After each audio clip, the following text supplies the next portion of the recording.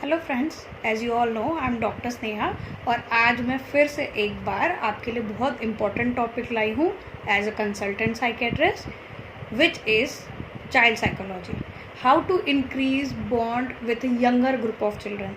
जैसे बड़े बच्चों के साथ तो बात करके फिर भी इंटरेक्ट किया जा सकता है, बट छोटे बच्चों का क्या, जैसे 5-6 महीने, 1 साल, 2 साल, ये टाइम तक तो उन्होंने पूरा बात करना भी नहीं सीखा होता है। तो इनके साथ जो बॉन्डिंग है, अगर हम शुरू से बेस, जैसे कहते हैं कि बेस पक्का करो तो आपके हायर स्टडीज़ अच्छे होते हैं, वैसे ही बच्चों के साथ जो बेस है, जो बॉन्डिंग है, वो शुरू से अगर अच्छी होती है तो आगे ज़्यादा दिक्कत नहीं आती है। रीजनिंग में आप दोनों की जो बोलते हैं ब्रिजिंग ऑफ द गैप, वो ईजिली हो जाता है। तो मैं कुछ पॉइंट्स बताऊँगी। फर्स्ट पॉइंट है ब्रेस्ट फीडिंग। ब्रेस्ट फीडिंग से आईक्यू और ब्रेन डेवलपमेंट पर काफ़ी फ़र्क पड़ता है अच्छे तरीके से। जैसे देखा गया है रिसर्च में भी, साइकोलॉजिकल बैकग्राउंड से, ब्रेन डेवलपमेंट से भी, breast feeding increases the brain development and IQ is much higher as compare to the children who are formula fed. क्योंकि ब्रेस्ट फीडिंग में ऐसी अच्छी हम कहते हैं कि मेटाबॉलिक हार्मोन्स जाते हैं to both gut as well as brain, जो आपकी ब्रेन डेवलपमेंट को थोड़ा बढ़ाती हैं, स्पीड अप करती हैं, बूस्ट करती हैं और अच्छी चीज़ें होती हैं उसमें। जब गट अच्छा रहता है, वहीं से डेवलपमेंट के लिए ब्रेन का एब्जॉर्प्शन होता है, ब्लड के थ्रू न्यूट्रिएंट्स जाते हैं, तो ब्रेस्ट फीडिंग से अच्छा रहता है। सेकेंड, ब्रेस्ट फीडिंग सिर्फ न्यूट्रिशनल नहीं देता है, बल्कि मदर और बच्चे का क्लोजनेस और सिक्योर अटैचमेंट देकर बॉन्ड बढ़ाता है। सो breast feeding is the first factor which increases the bond between parents, specially mother and children. Second is eye contact. जो कम्युनिकेशन छोटे बच्चों के साथ करना है, first and foremost important part of communication is eye contact. हम जब उनसे आई कांटेक्ट करते हैं तो उससे कॉन्फिडेंस बढ़ता है बच्चे का, बच्चे को ट्रस्ट इश्यूज नहीं होते हैं। जी हाँ, इतने कम उम्र से they start developing trust on you, they start thinking कि yes they are interacting with me, they are interested in me, whatever I do. Second is eye contact. तो आई कॉन्टैक्ट से इमोशंस उसे समझ में आने लगते हैं, क्योंकि आप देखेंगे ना, आपका आई कॉन्टैक्ट चेंज होता है when you smile, when you are angry, you don't want them to do, you nod your head and you smile, you laugh, so eye contact changes. So emotions जो है सबसे important part brain development का, जो कई Indian families में नहीं boost हो पाते हैं, that is very important. So ये bonding increase करता है eye contact as well as emotions, interaction सीखते हैं. Third is playing with them. No matter कितना सेंसलेस लग रहा हो आपको उनका खेलना, सिंपल वो ढक्कन और बॉटल से खेलना, बट हम भी जब बच्चे थे हम भी इसी चीज़ से गए हैं। तो जितना ट्रेडिशनल और ओल्ड स्कूल आप रहोगे ना, डिजिटलाइज कैमरा, मोबाइल, ये इसकी जगह पर नॉर्मल टॉयज़ के साथ एक बच्चे को आप कटोरी चम्मच दोगे ना, उसकी आवाज़ से उसका डेवलपमेंट होता है, उसके सेंसेस और अच्छे होते हैं। जो हियरिंग है वो भी पार्ट है ब्रेन का, तो वो सेंसेस उसके अच्छे होते हैं। तो उसमें खेलने में आप अगर इंगेज होंगे तो they get more bonded with you.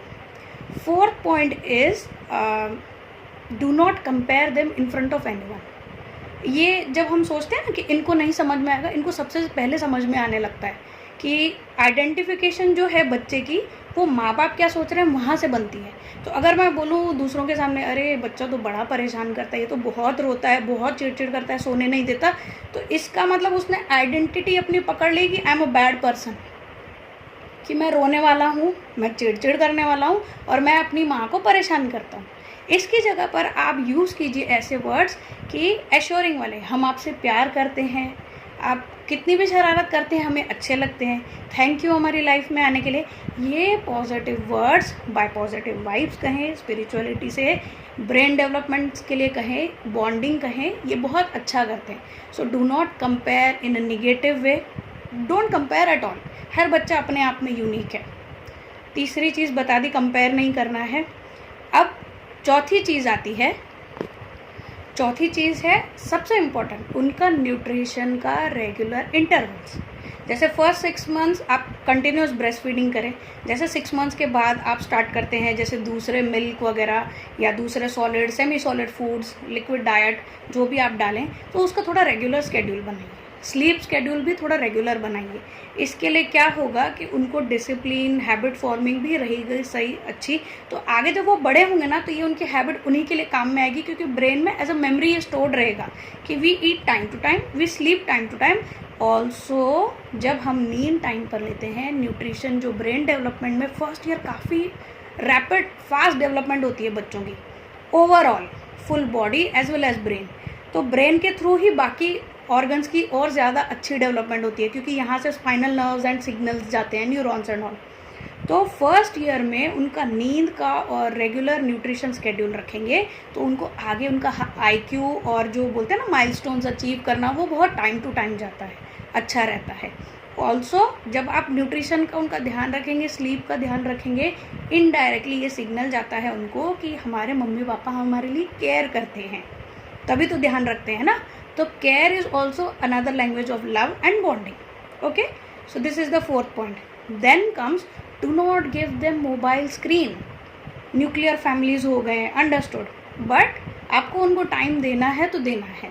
That doesn't mean no excuses कि मैं बिजी हूँ तो मोबाइल स्क्रीन दे दिया, रो रहा था मोबाइल स्क्रीन दे दिया। This is not an excuse. Mobile screen का सबसे बड़ा डिसएडवांटेज क्या है, उसकी जो पिक्चर्स हैं अट्रैक्टिव है और रैपिड मूविंग है। उससे दो नुकसान होंगे, एक तो उसकी जो सिक्योर अटैचमेंट है आपसे नहीं मोबाइल से होगी, आपसे होगी ही नहीं, मोबाइल से ही होगी सिक्योर अटैचमेंट। सेकेंड थिंग, वो जब भी उसको सूदिंग करना होगा खुद को बड़े होकर, वो मोबाइल पकड़ लेगा, मोबाइल का एडिक्शन होगा ही। Third, a child can have ADHD, attention deficit hyper activity disorder. Hyper active हो जाना, अटेंशन डेफिसिट होना, क्लास में ना बैठना, भाग जाना, स्कूल से ये बोलकर आ जाना कि मेरे को पेट में दर्द हो रहा है, घर आके मोबाइल खेलना, मुझे मोबाइल दोगे तो ही होमवर्क करूँगा, एक्सेट्रा एक्सेट्रा। मोबाइल स्क्रीन शुरू से देना ही नहीं है। लेटर एजेस पे पढ़ाई के लिए, पोएम्स के लिए लेटर एजेस पे देंगे तो पहले की अटैचमेंट आप अच्छी बना लो, ताकि सपोर्टिव रहें ये चीज़ें। पता चले कि ये प्राइमरी सपोर्ट हो गई और आप सपोर्टिव हट जाता है, प्राइमरी रहता है। तो उस बात पर ध्यान दें, मोबाइल स्क्रीन्स नहीं देना है first 2 years of the life at least. और सबसे main and foremost, communicate with them through not only words but singing, dancing with them, how to be happy, sing poems even if they are wrong। तो जो music है ना आपके words के through जब आता है, चिड़िया रानी गा रहे हैं आप, ट्विंकल ट्विंकल गा रहे हैं, ऐसा मत समझिए कि उनको नहीं समझ में आ रहा है। उनको हमें लर्न नहीं कराना, एजुकेट नहीं कर रहे हैं, हम उनके साथ इंटरेक्ट कर रहे हैं, बॉन्ड कर रहे हैं। जब ये चीज़ें फैमिलियर हो जाएंगी ना, तो जब स्कूल में ये सब सिखाया जाएगा तो they will remember a mother child contact and a mother और a father and child interaction, and then they will feel familiar and confident to go ahead. तो उनके साथ सिंगिंग करना, उन्हें बुक्स पढ़ के दिखाना, उन्हें बताना कि ये एनिमल्स होते हैं, आजकल फ्लैश कार्ड्स भी आ गए हैं, तो कम्युनिकेट कीजिए। आप किचन में वहाँ से बात कर रहे हैं, physical presence and communication. So these are the points to remember. Hope you understand and hope you will apply. Thank you.